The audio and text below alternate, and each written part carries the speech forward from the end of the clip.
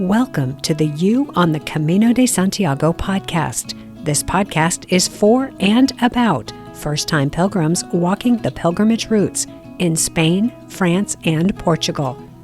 With your host, guide and longtime pilgrim, Nancy Reynolds of the Camino Experience.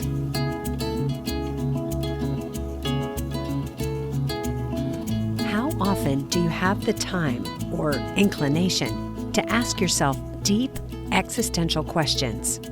My guest today, Michael, had just about 2 weeks on the Camino Portuguese to do just that. And he really made the most out of the opportunity.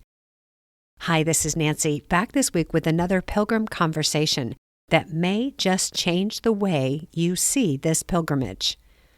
After years of dreaming, months of planning, days of walking, Michael shares his story of how he is getting the most out of his pilgrimage experience. We are going to jump right in, and then I'm going to take the next week off from producing the podcast to enjoy the U.S. Thanksgiving holiday week. I'll be back with the next episode on Tuesday, December 9th. For those of you celebrating the holiday, may it be filled with joy and laughter, and shared with your favorite people. And for everyone else, I wish you all that too. Now, let's meet Michael. I'm here with Michael today on the podcast. Welcome, Michael. Thanks for joining me. Thank you. It's a pleasure to be here with you, Nancy.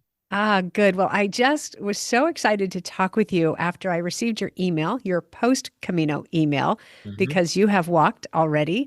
So we didn't get a before, but now we're getting an after. So let's talk about that. You ready? I'm ready. Let's dive in. Okay, very good. I was just so touched by what you sent me, so I can't wait for you to share this with us. Let's start, though, by putting the pin in the map. Will you share with us what you did? Yes. I ultimately walked from Porto, Portugal to Santiago, Spain, about 280 kilometers or 250 miles or 549,000 steps. I love that. You measured everything. Yes. You know, we've got rings and watches, so why not use the technology? Okay, so more than 500,000 steps. Did I get that right? Yes, you did. Okay, that's amazing. Yeah. There's a book out on the Frances with something in the title, A Million Steps, which is what they say the Frances is for 800 kilometers. Yes. So, yeah, that is just fascinating that that's what the math is. Well, and I've got more respect than ever for folks who walk like the Frances. I since it was my first time doing this, I took what I thought was a shorter, easier walk, and I thought it was going to be a flatter walk from Porto, Portugal to Santiago. It turns out there are lots of hills and mountains in Portugal and Spain as well, but I absolutely loved it. It's like jokes on all of us, right? You think you're going to pick a route that's going to be easier or more this or less that. When you cover that amount of distance, you have to expect that there's going to be all kinds of terrain, ups and downs, left, right, all of it. Yes. Yeah. All right. So you walked Porto to Santiago. Did you say how much time you spent?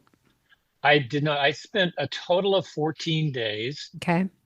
That included one rest day, just about halfway through. I walked to Bayona and then took a day. In my planning, I thought, I've never done this, so I don't know if I can, and I didn't know how I'd feel. So I decided to just have that day built into my schedule. And it was a great day for resting and journaling, but a total of 14 days end to end. Okay, so Bayona, that gives us a hint of which part of the Portuguese you walked. Would you walk us through the route that you walked? Because there are several options. There are. I won't remember all the city names, but I was not quite the littoral route, so I was not right on the beach, but I was right next to the beach for a very good portion, almost all of Portugal. I was on the boardwalk, walking from town to the northern end of Portugal, and then took a slight inward route to Santiago. I also did take the spiritual route. Okay. I had heard it was absolutely gorgeous, and it was, and there's a giant hill/mountain as part of that. But the eucalyptus forests and the views on the spiritual route, I'm so glad I took that route. Oh, good. I haven't walked that, but I'm right there with you, just listening to you describe it. I Yes. have visited Camino. Did you stop or walk through Camino? I did walk through Camino. Yeah, beautiful little town. Hmm. I loved Camino. It was such a sweet little town. I did as well. In fact, I think I had lunch at a little cafe with a mom and pop cafe and had sardinas fresh off the grill in Oh, Camino. It was okay. That sounds memorable. yes. Very good. And did you take the boat from there or did you continue walking on inland? I took the boat from there that goes up to Pontesures, I think it is, Something, something. I don't know something like any of that. the names. Yeah. Okay. And then walked from there to Teo, I think, in, and then from there to Santiago. So Okay. took the boat ride that should sort of mirror the same way that the bones of St. James were taken up the river. Okay. Gotcha. Fabulous. It sounds amazing. It sounds It was amazing. terrific. And many people keep telling me, Nancy, go walk the Portuguese. Come on, get on it already. Yeah. So I can Yeah, write you about should. it and talk about it intelligently. Yeah. Someday, maybe next year, we'll see. Excellent. Okay. So we've got the pin in the map. We know what you did. Yep. What was it like for you to arrive in Santiago? What was that experience for you? Well, like lots of pilgrims say, it's hard to describe Yeah. because you've done months of planning and then you've done days of walking. And when I arrived, it was just this walking into town. It was a gorgeous day, clear blue skies. It was probably 75 degrees, and it was approximately 11:30 or so in the morning. I got out early that day because I had heard about the Pilgrim's Mass at 12 noon. Okay. And I thought I wanted to be there to experience that as I walked in. So when I walked into the city, there are throngs of people everywhere, and you're trying to figure out, okay, where's the cathedral? I can sort of see it, but how do I get there? And then I was able to get into the long line into the cathedral. But there's this feeling of relief. I made it. Hmm. This feeling of exhilaration of, but this is an incredible accomplishment. And then there's something special about, for me, something special about being in a cathedral. Even though I Yeah. can't say that I'm a particularly religious person, there's something very special that touches me spiritually to be in a space like that.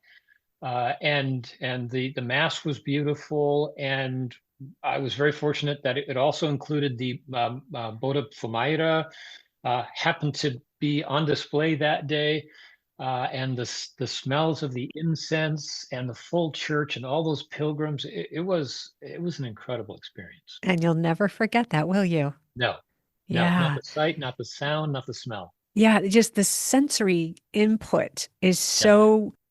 it's so distinct. Yes. Yeah. And Yes. I can't hear that song that they play when they swing it. I Yes. can't hear it without crying. Oh, It's so yes. evocative. I go right back to the Right. cathedral on my very first Camino and just I'm awash. Yeah.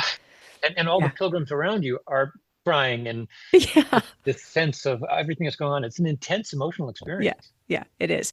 The Yeah. word that came to mind when you were describing the cathedral and within the context of it's not a particularly religious significance is the grandeur. That's what Yeah. comes to mind for me is it's just such a the building has a presence. It's so Yes. grand. Yes. Yeah, and Yes. that altar is like nothing Oh, I've ever seen anywhere. right. With the absolutely gorgeous, the Baroque design of that church, seeing Yeah. that, it's absolutely beautiful. And this wonderful open space, and of course the sky high ceiling. And once the incense has gone out, then you've got these rays of sunlight that you Yeah, can see coming into the church. It's as if, God is standing down. It's just amazing, amazing space. I totally agree. I don't think you said when you walked. Would you put that on the calendar for us? Sure. My first day was September 16, and Okay. I arrived in Santiago on September 30. Okay. I arrived a few days early so that I could get acclimated. I arrived in Lisbon and spent a couple of days there doing some sightseeing, and practice hill climbing, and then went to Porto for a couple of more days, just enjoying the sights and sounds and food Great. and so on, and then started on the 16th. Okay. All right. So now you spent time in Portugal and spent time in Spain. If you were to go back to either one, which would you pick? Oof, that's such a hard question. I might have different answers depending on. I will tell you, I have some comfort with languages and global cultures. I cannot say that I found Portuguese easy. It never got easy for me. I was trying to speak a few words of it. So from a language perspective, I enjoyed Spain. But there's for me, there's something special about the feel of Portugal that I would love to go back and spend more time. The folks in Portugal were so friendly. The Mm. food was, of course, wonderful. All the seafood that you get, and the pastéis de nata, the pastry. Those little pastries are just Wow. amazing, right? Yeah. Yeah. Yeah. That and a café con leche. I mean, it helped me through the entire Camino. Every day there was at least one of those. Well, that's sort of the emotional part of the Camino is like Yes. comfort eating. Yes. Yes. Yeah. Yeah, those little treasures. I'll take a Oh, dozen of those, thank you. That's its own food group as far as I'm it concerned. is. I Yeah. totally agree with you. Think you're Wonderful. walking that many steps and miles. What's a little pastry to get started in the morning? Listen, Michael, I can justify anything. You are preaching to the choir here. Okay, good. If I go up and down the stairs at the office more than 4 times in a Yeah. day, I'm eating ice cream. So Yeah. See, I'm totally with you. I love it. Well, let's go back to the beginning. Let's think about your planning process. I remember you told me that you listened to the podcast to get ready for it. I'd love to hear your experience with that. What was it that helped you about the podcast getting ready? This is information for me so I can add more Yeah. content where it's appropriate. Well, I need to tell you and your listeners, your podcast for me made all the difference because I had heard from a few folks who had walked the Camino, but I really didn't know. I didn't know about the multiple routes. I didn't know about how to pack. I didn't know what to pack. I didn't know what shoes to wear. I didn't know what it would cost. I didn't know anything.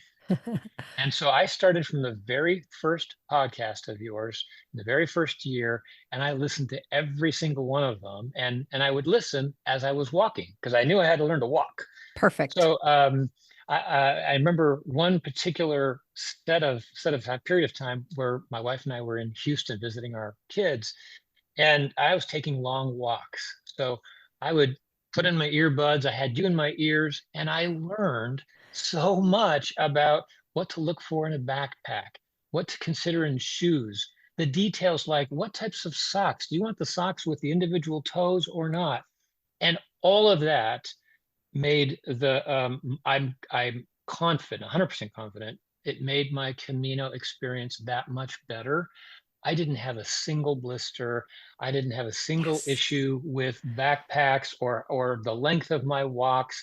It was flawless, which meant I could just be fully present in the experience. And it's all because I had so many questions answered by your podcast. I mean that sincerely. I don't think I could have walked it, and certainly not done it the way I did it without help from you and your podcast. So thank you.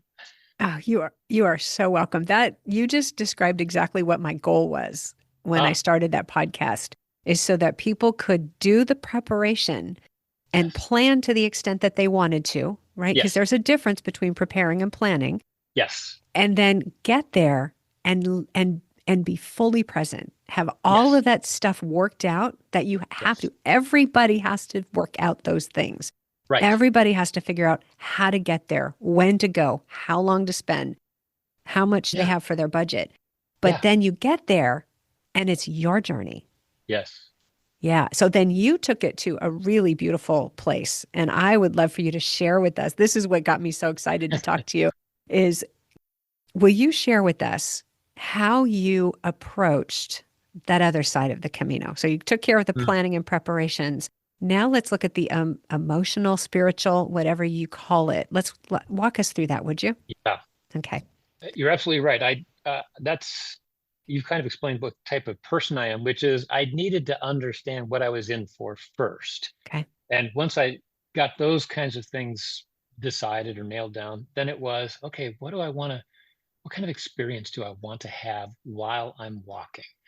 And about a year ago, I was having dinner with a good friend of mine, someone who had been on one of my teams. The kind of work that I do is I'm an organization development consultant, so I help leaders and organizations build good cultures. And this person was on my team. Her name's Kathy.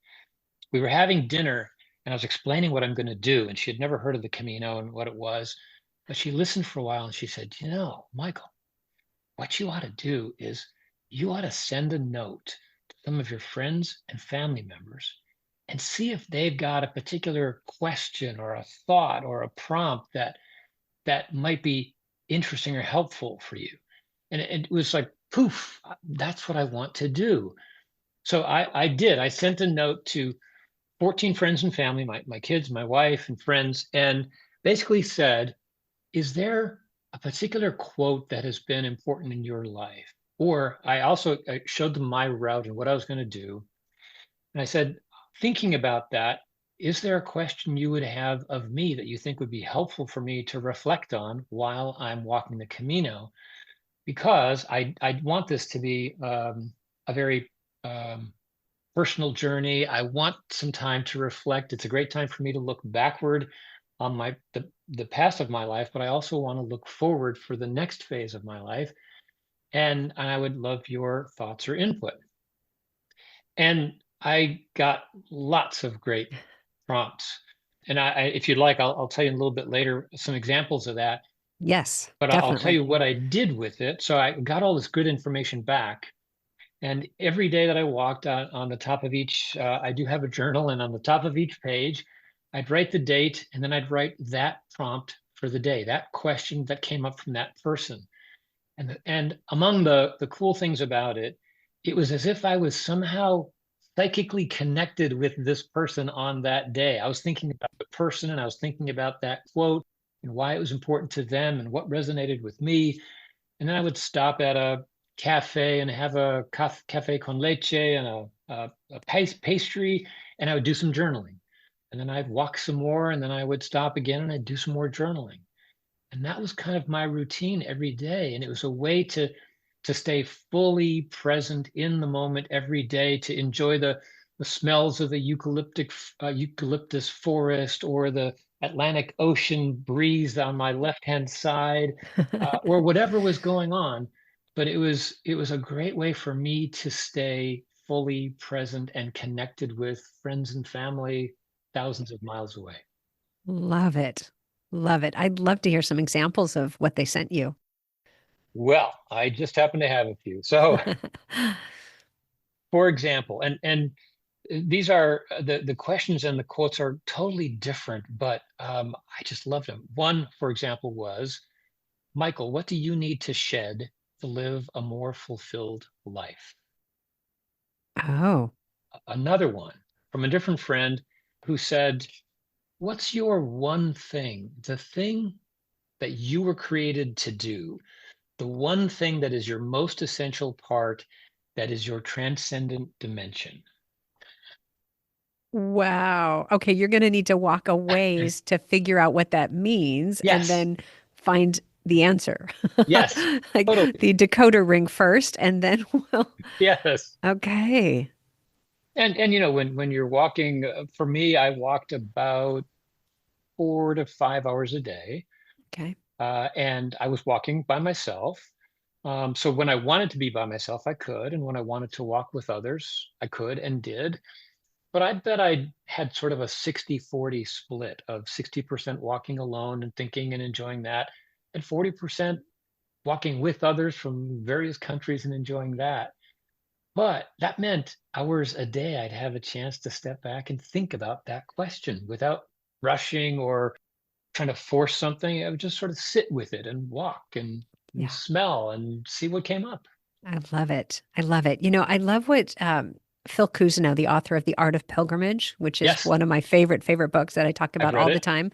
Yeah, he says questions tune the soul.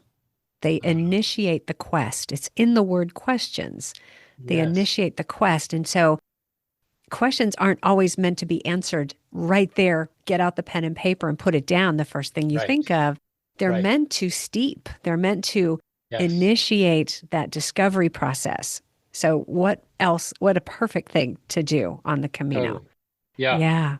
mean, to your point, I would, even though I had one sort of focus per day, 2 days later, I might come up with an answer to a question that was asked much earlier. So to your point, you don't know exactly when something's going to pop in your Hmm. head. It just sits there in your subconscious until it pops out. Yeah. Yeah, exactly. Any insights you could share from this process of these 14 prompts? Well, I will tell you one particular thing immediately comes to mind. I was having a conversation with a friend of mine just last week, and she happened to be one person who gave me a prompt, and she was very curious about how my Camino went. She happened to be the person who asked the question about, so what's the one thing? What's your purpose? What's your essential transcendent dimension? Sort of why are you here? And one thing that kept coming up, a word that kept coming up for me is a bridge, meaning Mm. what I like to do and what I want to do for this next phase of my life is be a bridge to either help leaders take their leadership capability to another level, or a team or an organization to help them achieve something they didn't know possible. I can be that bridge to help take them to a place they want to go. And so this picture of bridge kept coming up. And also a bridge, two issues that are very important to me are food insecurity and education for children.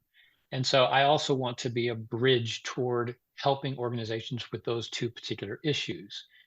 And she was listening to me for a bit. We were face to face having a coffee, and she said, "You know, Michael, you sent me a few pictures while you were on your Camino, and now that I'm thinking about it, did you know that nearly every picture you sent me had a bridge in it?" And my answer was no. I had no idea, but that's what was Okay. going on inside my head. Well, there's some mysterious things working under the Yes, surface here.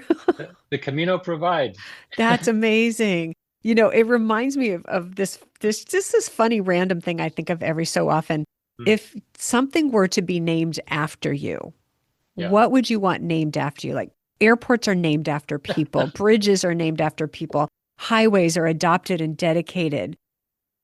What would you want named after you? And you might want a bridge named after I you. might, I've never thought about that. As long as if it were a bridge to something To or to somewhere, maybe it's a bridge to a facility that provides, provide a food bank or something, Okay. Okay. or a bridge to a school where there's education. Somehow connecting those things Connecting. Yeah. Yeah. that would be something. That's interesting because when I think about it, I I often think of that when I'm going over a bridge because Yeah. that's what I would want named after me is either a bridge or an airport because I love to travel. Ah. So, yeah. Yeah. Anyway, a Yeah. bit of an aside, but that just reminded me of that. It's uh, really interesting how by asking questions we can get to the heart of who we are. yeah. And by engaging people in the conversation, they're able to see it from a different perspective, Yes. right? Yes. It That's can be that very validating. that piece could be a whole podcast topic by itself. Well, in fact, I think it's one of your newest sites focus, which is what do you do when you come back from the Yeah. Camino to continue to Yeah. process, and what do you do with it?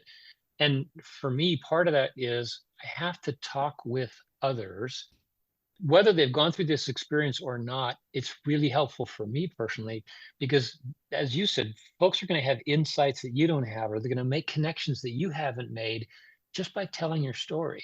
Yes. And for me, that was a really helpful example.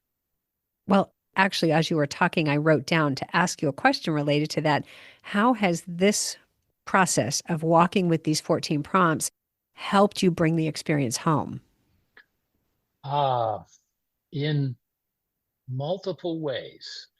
I'd start by saying, even though these 14 prompts were very different in nature and focus, I've started to make a list of my overall learnings or insights from the Camino. And many of the same insights kept coming up from very different types of prompts. Mm. So that tells me something about whatever was inside me percolating, Hmm. starting to come out. So that's one thing. Second is this, I was hoping I would get clarity on this walk about what's best use of who I am and my time left on this earth in this next phase. And I've got greater clarity. It is really about being that bridge around these issues of food insecurity and education. I've got to spend more time there. And then a third would be the importance of family and friends. I mean, I knew that before the walk, but it just it made it even clearer to me that support network is so incredibly important in my life, and these prompts were a way for me to step back and go, wow, your friends really care, or they wouldn't have taken the time to give you these thoughtful questions. That Yeah. it meant a Yeah. lot. And it sounds like they kind of get you too, because they asked questions that made you jump. Like you're like, I Yes. want to investigate that. Yes, absolutely. They got your Absolutely. number. Yeah. I love Yes. that. Yeah, and it's so important. So many people go to the Camino and discover those connections, some for the Mm, first time, mm. some for the first time sitting around a big table with people from different countries, different languages, passing the bread, passing the wine, and Yes. discover this sense that I need this. I need Mm, community. And we've got the Thanksgiving holiday coming up in the yeah, US. What happens around the Thanksgiving table is not always that, right? totally. You get Totally. the crazy uncle and the two different political sides that want to argue, Yes. and somebody burned the bread, and it's and then they care that somebody burned the bread. And the community, you're like, oh, okay, oh well, let's get more, Yes. or let's do something else, or Isn't that true? yeah, I'll have more soup, no problem, don't worry. Exactly. Let it go. Yeah, let it go. There's no pie. That's cool. We got chocolate. Let's Yeah, go. Break it up into right. 14 pieces. Yeah. Exactly. Yeah, it's so interesting. And I think the reflection process after the Camino is so important. And we get home and we get dropped back into reality. Not that the Camino wasn't real, because it is very real. It's Yeah. very real for the people who live and work along the Camino. Yeah. We get home though, and if we don't take the time to reflect, I think we do a disservice to the experience. Oh, I couldn't agree more. I mean, when you say that, two things are coming up for me. One, I did take a couple of days in Santiago after I got there, just for that purpose, just to sort of let things sit and percolate and do some more journaling and kind of start to put it together. But two, I wanted to be thoughtful about the reentry Yeah. process. So Good. I had been gone for a total of 3 weeks. So my wife's back here taking care of the dog, normal life, all those things. And I didn't want to come back and just pummel her with all of my stories about the Camino and it's all about me. So those first couple of days, I was very intentional to check in with what's been going on here, how's she doing, how's the home, how all of those kinds of things, and then start to sprinkle in. Let me tell you about this, or she would ask a question. Tell me more about that, and we continue to do that kind of daily. What else is going on for you? But I agree with you. There's something I recommend people be thoughtful about how they want to re-enter Yes. to make the most of it. Yes, absolutely.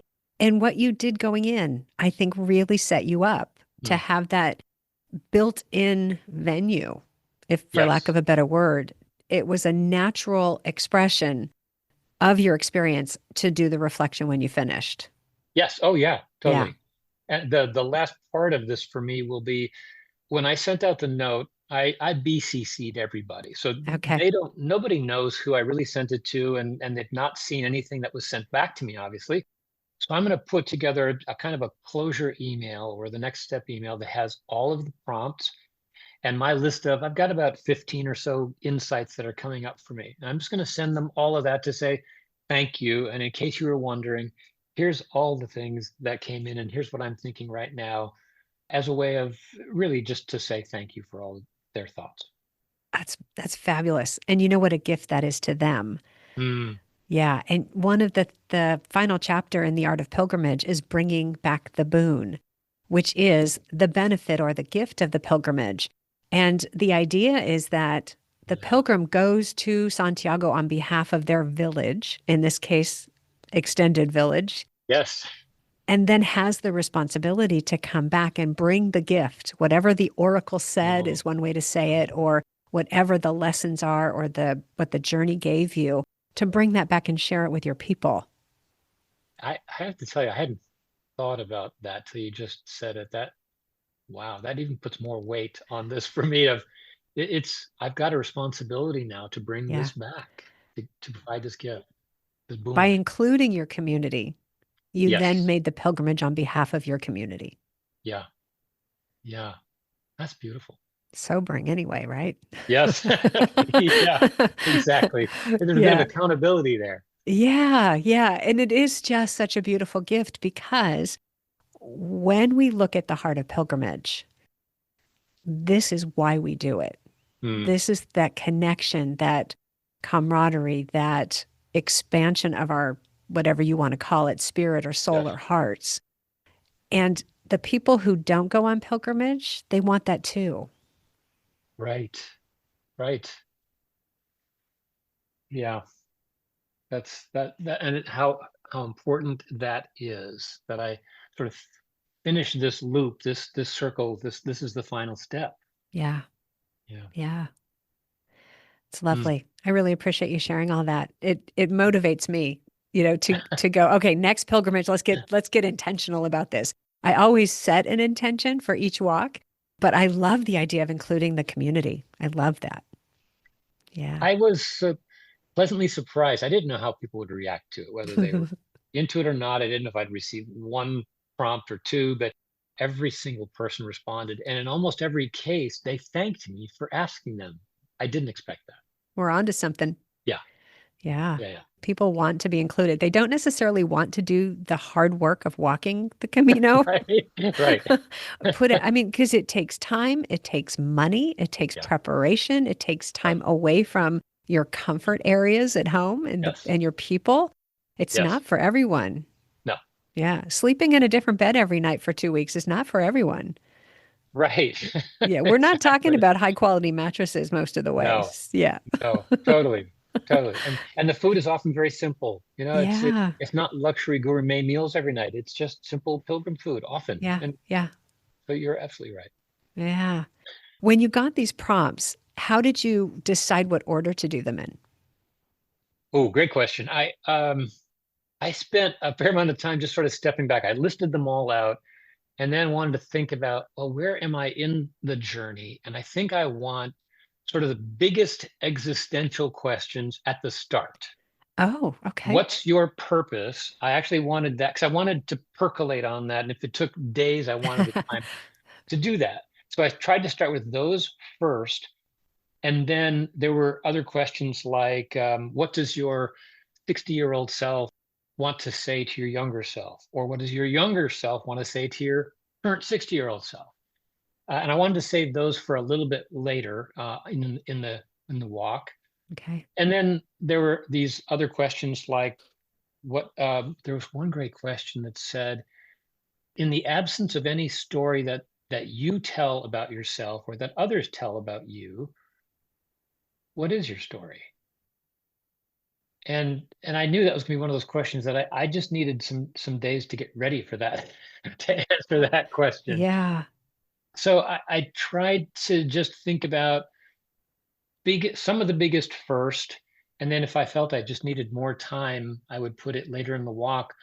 But it wasn't an exact algorithm of where everything fit. It was as much, this feels like it should be at the start, this feels like it should be in the middle. Yeah. And some of them I waited until that day and said, well, what do I feel like Mm, responding to today? okay.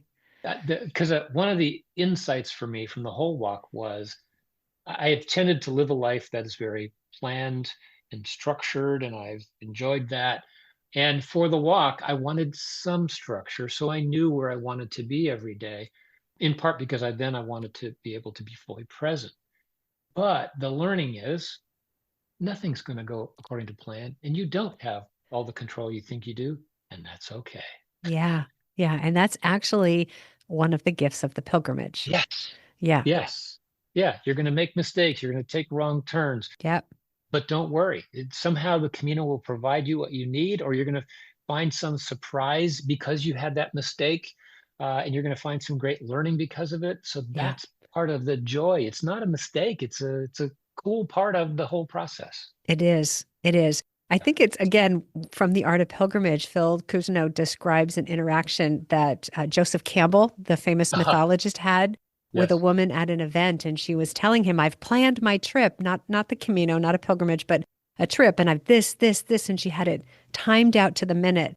Joseph Campbell's reply was, my dear lady, I sincerely hope that it does not all go according to plan.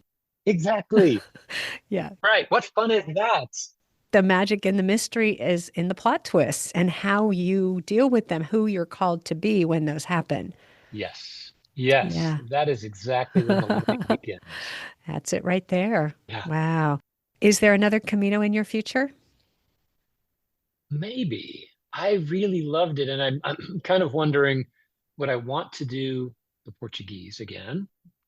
Would I want to do a longer one like the Frances? Mm, Or what's also coming to mind is there are multiple countries now around the world that have these long walks of sorts, perhaps not quite the same as the Camino and the pilgrimage.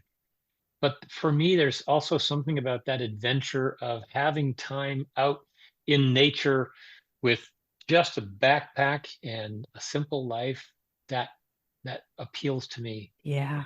So maybe. Maybe. Yeah. A pilgrimage is just a beautiful, rejuvenating, renewing process in spiritual practice. Yeah. And it's as much about the inner journey and the heart of the pilgrim as it is of the destination. Yes. Not to discount that Santiago is a significant destination for many Right. people. But yeah, just that can be done wherever you say it's significant. Yes. And just to underscore what you just said, I think is so important. I didn't want to put all the weight of the journey on Santiago because it would have taken away from the experience I had every day along the way. That Yeah. was really important. For me, it was less about the destination. It was more about how was I showing up on the journey and was I soaking everything in every day and enjoying that. Yeah. The mindful approach wins every time. It's my opinion, but that's Yeah, my experience as well. Yeah, I love that. Well, Michael, thank you so much for joining me on the podcast. Any final thing you'd like to share that we haven't touched on yet? I would underscore again, I've had lots of learnings, but one of the major ones for me was find this balance between structure and serendipity. And don't dial up too much on either one side or do it or get uncomfortable because when you get uncomfortable, that's where the learning begins. So don't plan everything out. Just enjoy the journey. Good advice. Thank you so much for joining me. You're welcome. Thank you. It's been a pleasure. Ah, me as well. All right. Thanks so much. We'll say goodbye there. And if you're ever out there again, let me know. Maybe we'll meet up for a cafe con leche and one of those pastries. I'd love it. All right, Michael. Thank you. You're welcome. Thank you. Bye-bye. Bye.